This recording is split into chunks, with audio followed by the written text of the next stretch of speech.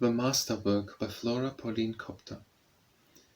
Our master Rubens, on a summer's day, wandering in Spain, went in a convent church, a poor bare church, I often heard him say, belonging to an order most severe.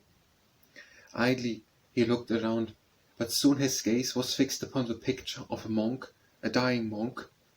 But ne'er in all his days had he beheld a work of art like this.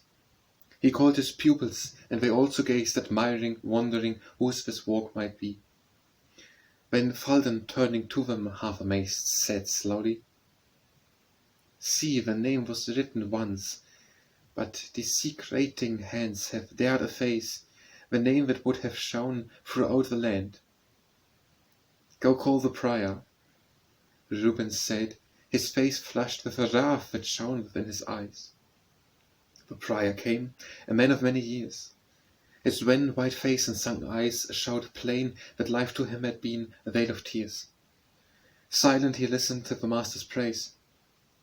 "But tell me now, O father, whose the hand that painted with the master's skill, the dying monk and all the heavenly band?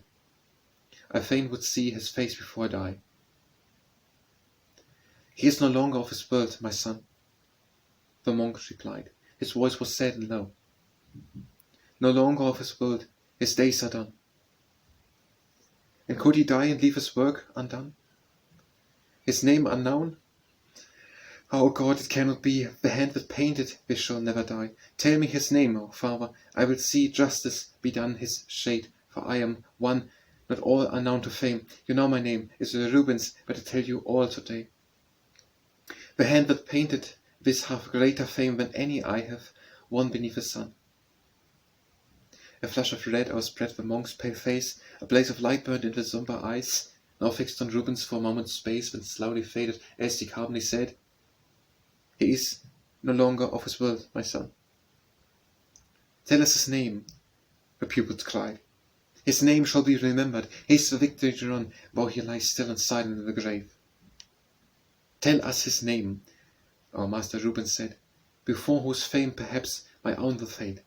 Let us do justice to the soul that fled, unknown, unhonored to a silent land." The monk was troubled, and his trembling hands he folded on his breast, to still his heart, as though afraid it might burst in its bands, until the name that quivered on his lips. "He is no longer of this world," he said. "A convent door has closed upon his life. He has renounced this world. See, he is dead. Leave him in peace, my son. He is a monk." "A monk," said Rubens. "Oh, my father, say, what convent hides the man that painted this? A genius has no right to turn away, and scorn the fame that would attend his steps. I shall go to him, whisper in his ear, 'Fame beacons thee, friend, come leave thy cell.' And should he tremble and draw back in fear, I will assure him of the Pope's goodwill. The Pope, he loves me, father, he will hear. He will absolve him from his convent vow, and he will live among us, ever near, honored and loved and reverenced by us all."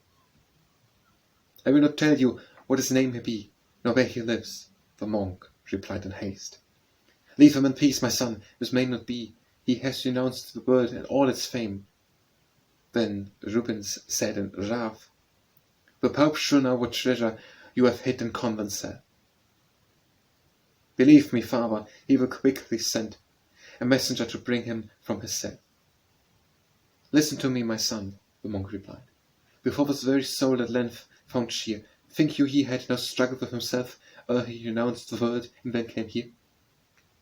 Think you he left the world, its wealth, its joy, before a bitter struggle had been fought, before he knew how idle friendship's claim, how vain the glory that the many sought? Striking his breast, he said, 'Listen, my son, leave him in peace.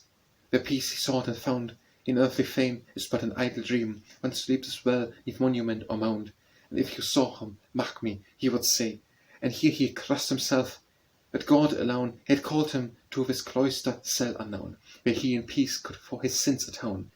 And he would called him, 'See, my son can give strength to renounce this prospect seeming fair, that you thrust on him. Oh, I know him well. He would not yield, but lo, he might despair.'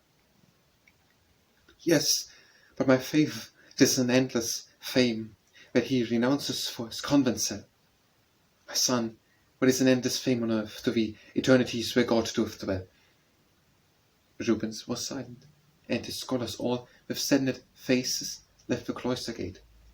The prior went back, and by his narrow bed fell on his knees, and thanked God for his fate.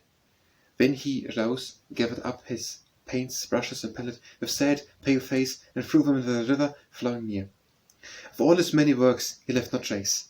Sadly he watched them floating far away, while thoughts unutterable before him swept.